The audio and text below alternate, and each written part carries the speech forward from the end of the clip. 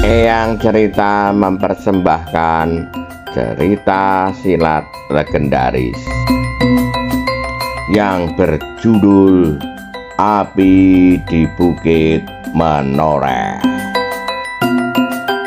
Cerita fiksi ini berlatar belakang berdirinya Kerajaan Mataram. Selamat membaca dan mendengarkan. Bagaimana sahabat agung sedayu semuanya, Eyang doakan semuanya dalam keadaan sehat dan dilancarkan rezekinya. Mari kita dengarkan cerita silat legendaris. Api di Bukit Menoreh. Episode 37 Bab 9. Segera Ki Pedasura merasakan kesulitan untuk melawan keduanya. Karena Pandanwangi benar-benar tidak bersedia meninggalkan perkelahian itu, dan bahkan sudah memulainya, maka Gupita harus segera menyesuaikan diri. Perkelahian itu harus segera selesai, supaya Pandanwangi mendapat kesempatan untuk menyingkir.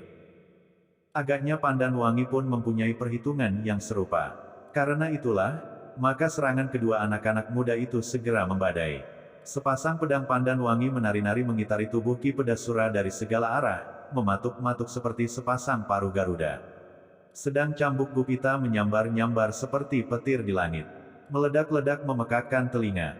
Ki Pedasura segera merasakan, bahwa tenaganya yang telah mulai lelah itu tidak akan mampu melawan keduanya dalam gabungan kekuatan. Gupita sendiri pun tidak segera dapat dikalahkan, sedang Pandanwangi seorang diri cukup berbahaya baginya. Apalagi kini mereka bergabung menjadi suatu kekuatan yang melandanya seperti ombak di lautan didorong badai yang dahsyat. Segera Ki Pedasura terdesak mundur. Beberapa kali ia terpaksa meloncat menjauh. Namun setiap kali kedua anak-anak muda itu memburunya tanpa memberinya kesempatan. Dalam keadaan yang demikian, maka Ki Pedasura merasa perlu untuk membuat keseimbangan. Tidak terlampau jauh dari arena itu, orang-orangnya sedang mengejar orang-orang Menoreh, sehingga satu dua orang di antara mereka pasti akan segera dapat ditarik untuk membantunya menghadapi kedua anak-anak muda yang mengagumkan ini. Sejenak kemudian, maka Ki Pedasura tidak merasa segan lagi untuk berbuat demikian. Segera terdengarlah suitan nyaring yang keras sekali memanjang membelah sepinya malam. Itu adalah pertanda, bahwa Ki Pedasura yang tua dan garang itu memerlukan bantuan untuk keselamatannya. Ternyata suitan itu telah menggetarkan dada Gupita dan Pandanwangi. Mereka segera menyadari arti dari panggilan itu bagi diri mereka. Tetapi mereka tidak lagi dapat surut. Perkelahian itu sudah berlangsung dengan sengitnya. Baik Pandanwangi maupun Gupita telah bertekad untuk menyelesaikan pertempuran itu. Namun bagaimanakah nasib mereka, apabila orang-orang Ki Pedasura itu kemudian berlari-larian datang membantunya? Yang terpikir oleh Gupita kemudian adalah menyelesaikan pertempuran itu secepat-cepatnya, lalu secepat-cepatnya pula menyingkir. Karena itu, maka begitu suitan Pedasura lenyap dari udara, serangannya pun kian menggila. Cambuknya meledak tidak putus-putusnya. Diperasnya segenap kemampuan yang ada padanya. Kelincahan, ketangkasan dan terutama kesegaran tenaganya. Ia ingin berkelahi untuk waktu yang singkat sehingga ia tidak perlu lagi menghemat tenaganya. Agaknya Pandanwangi pun memaklumi sikap itu. Maka dilimpahkannya semua sisa tenaganya dengan mempercepat setiap gerakan.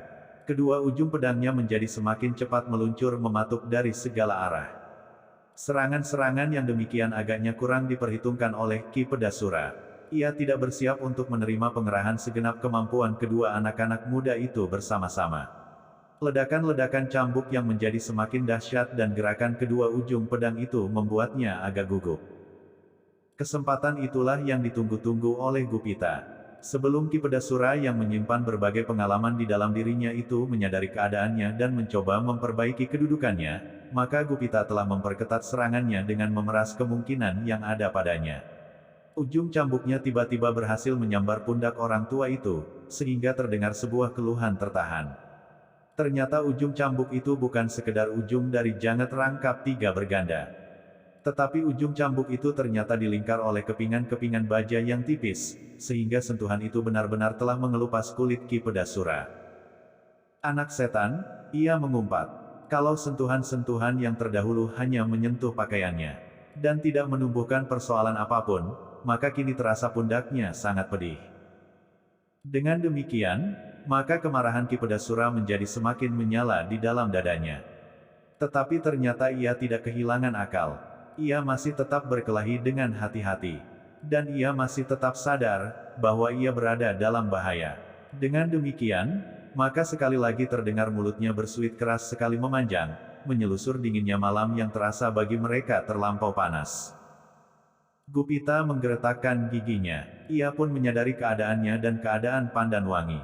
Arti suitan itu bagi mereka adalah serupa dengan tanda bahaya yang untuk kedua kalinya memberi peringatan kepada mereka.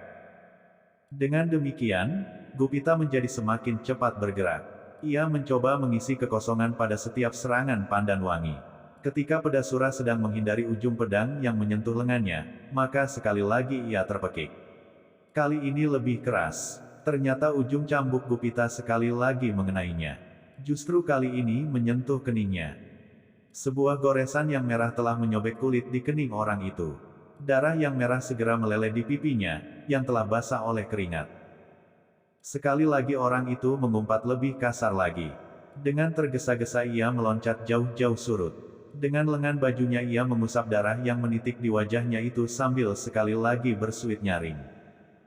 Namun kali ini kecepatan bergerak Pandanwangi tidak mampu lagi dihindarinya. Dalam keadaan yang sulit itu, terasa sesuatu menyengat lengannya.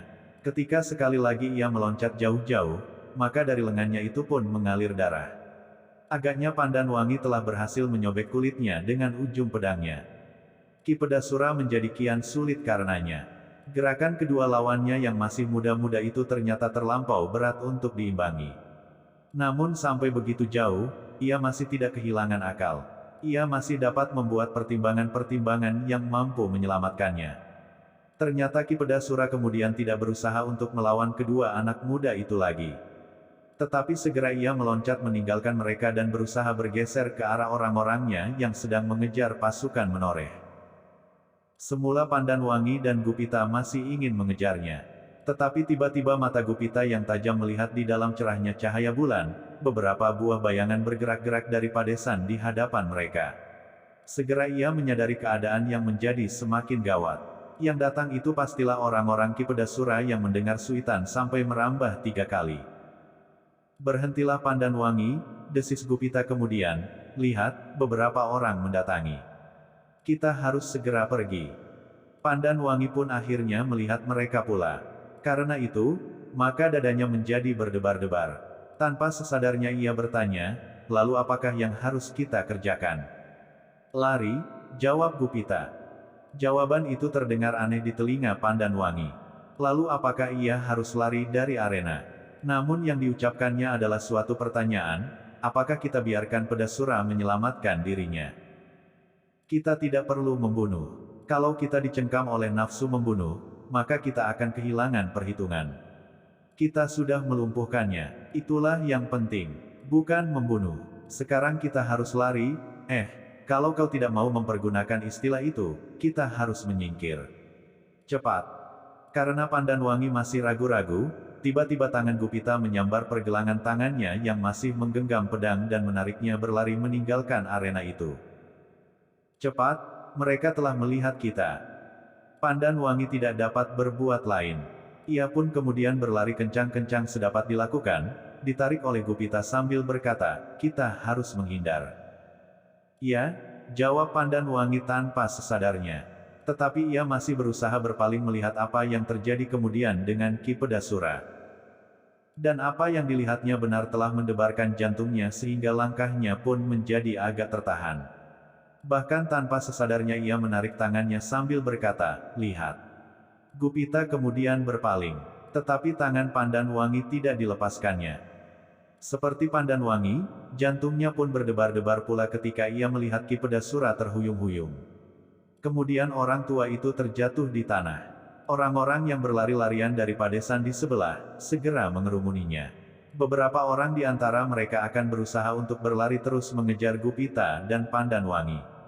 Namun dengan keheran-heranan Pandanwangi dan Gupita melihat mereka terhenti dan kembali mengitari Ki Pedasura yang terbaring. Pandanwangi dan Gupita tidak mendengar apa yang mereka percakapkan, Sehingga karena itu, maka sejenak kemudian mereka pun dengan tergesa-gesa meneruskan langkah mereka. Marilah, sebelum terlambat, ajak Gupita sambil menarik tangan Pandan Wangi. Pandan Wangi tidak menolak, terlatih-tatih ia berlari di atas sawah yang becek. Berkali-kali mereka meloncati pematang dan parit yang mengalirkan air yang jernih bening. Mereka tidak mengejar kita lagi, desis Pandan Wangi. Belum tentu, mungkin mereka sedang menerima pesan-pesan dari Ki Pedasura. Kita harus menjauh sejauh-jauhnya. Kau harus segera sampai kepada pasukanmu, supaya kau dapat berlindung kepada mereka. Akulah yang harus melindungi mereka, jawab Pandan Wangi sambil terengah-engah. Timbal balik, jangan kau ulangi sikapmu yang berbahaya. Kau tidak perlu berbuat demikian. Kau dapat mundur bersama-sama dengan pasukanmu tanpa mengorbankan dirimu. Tidak mungkin, kau tidak melihat medan waktu itu, sehingga kau dapat berkata begitu. Gupita tidak menjawab, tetapi ia masih saja menarik tangan Pandan Wangi, cepatlah sedikit. Pandan Wangi berusaha untuk mempercepat langkahnya. Ketika ia berpaling, maka bayangan orang-orang yang mengerumuni Ki Pedasura sudah tidak begitu jelas lagi. Kita sudah jauh, berkata Pandan Wangi. Kita masih berada di daerah berbahaya. Kita harus menyelusur parit di depan kita, kemudian menyilang jalan. Kita masih harus melintasi bulak kecil itu lagi untuk mencapai Padesan. Kita justru menjauhi Padesan itu, sahut Pandan Wangi. Kita berjalan melingkar, supaya arah kita tidak segera terpotong. Orang-orang itu mungkin akan memotong arah kita. Karena itu kita harus cepat. Mereka mencoba mempercepat langkah mereka. Tetapi Pandan Wangi agaknya sudah mulai lelah setelah ia bertempur memeras tenaganya melawan Ki Pedasura.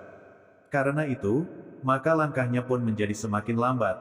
Aku lelah sekali, desisnya. Jangan, sahut Gupita. Kau bagi tanah perdikan Menore adalah seorang prajurit. Kini kau berada di medan kewajibanmu.